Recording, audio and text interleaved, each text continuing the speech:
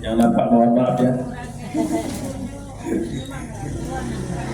Nah, ibu-ibu sekalian, kita saat ini sudah berada di bulan Rabiul Awal. Tanggal berapa ibu-ibu? Tanggal 24. Iya, 24 bulan September. Ya, tanggal 24 betul. Rabiul Awalnya tanggal 8. Tanggal berapa, Bu? Tanggal 8. Hari Jumat tanggal 6, hari Sabtu tanggal 7, hari Minggu tanggal 8. Saya ingat dari situ karena kemarin saya melihat kalender salahnya kan. Oh, saya lihat dulu kan. Oh, ada ya tanggal. Berarti sekarang tanggal 8 Rabiul Awal. Di mana di bulan Rabiul Awal ada satu anugerah besar yang Allah berikan sebagai tanda mukjizat yang Allah berikan kepada kita, dan itu adalah merupakan nikmat terbesar yang Allah berikan kepada kita, yakni lahirnya Nabi mulia, Nabi Agung Muhammad Sallallahu Alaihi Wasallam. Bu, kalau nggak ada Nabi Muhammad, kita benar tak tahu bagaimana sesungguhnya bisa menjalankan hidup ini dengan baik dan benar. Karena Muhammadlah, Allah Subhanahu Wa Taala utus Muhammad, dia sebagai teladan. Sebagai apa, Bu? Teladan. Sejak kapan dia menjadi teladan? Masya Allah, Bu, kalau ditelusuri kisahnya, sejak ia dalam kandungan sudah benar-benar menjadi teladan. Walaupun tak semua kita sanggup atau kita tidak sanggup untuk meneladani Rasulullah secara utuh. Nah, kan ada yang sanggup. Betul nggak, Bu? Betul. Sanggup, Bu? Kalau sekiranya, Bu, Ibu adalah orang menyakiti kita, adalah orang yang melempari kita, adalah orang meludahi kita, lalu kita balas dengan senyum, sanggup? Tidak. Nah, kan sanggup kita.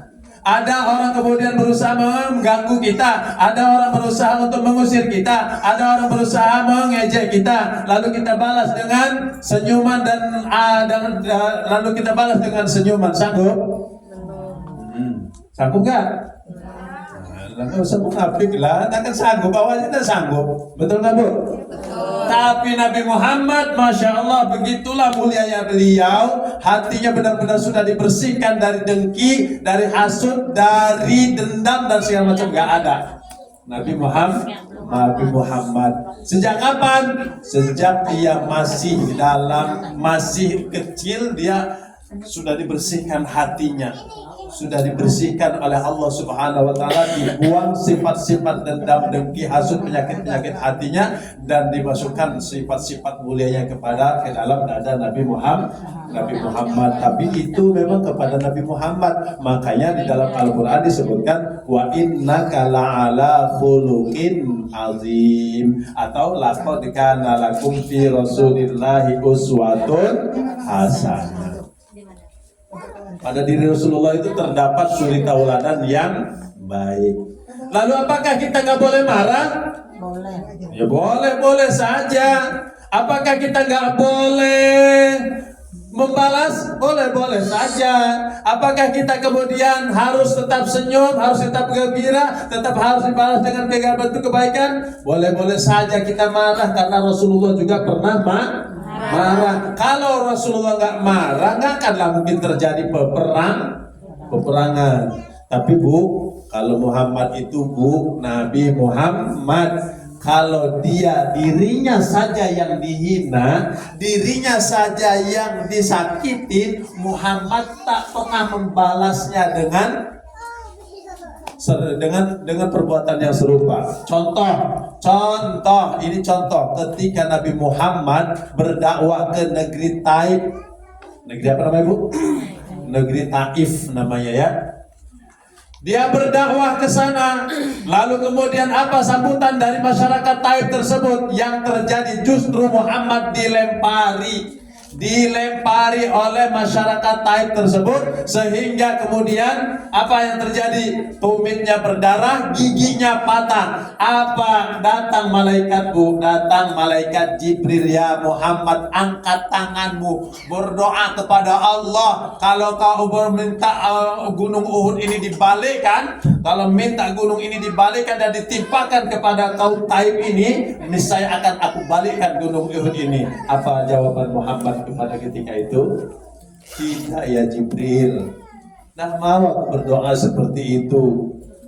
Yang ada justru Muhammad apa? Allahumma hadi qaumi fa innahum la ya'lamun. Ya Allah, tunjukilah umatku karena sesungguhnya mereka tidak tahu. Wah, justru itu doanya, Bu. Mulia enggak Muhammad, Bu? Mulia. Begitu Muhammad. Kalau kita bagaimana? Dilempar pakai air? Lempar pakai martil lah. Itu cenderung kita, Bu.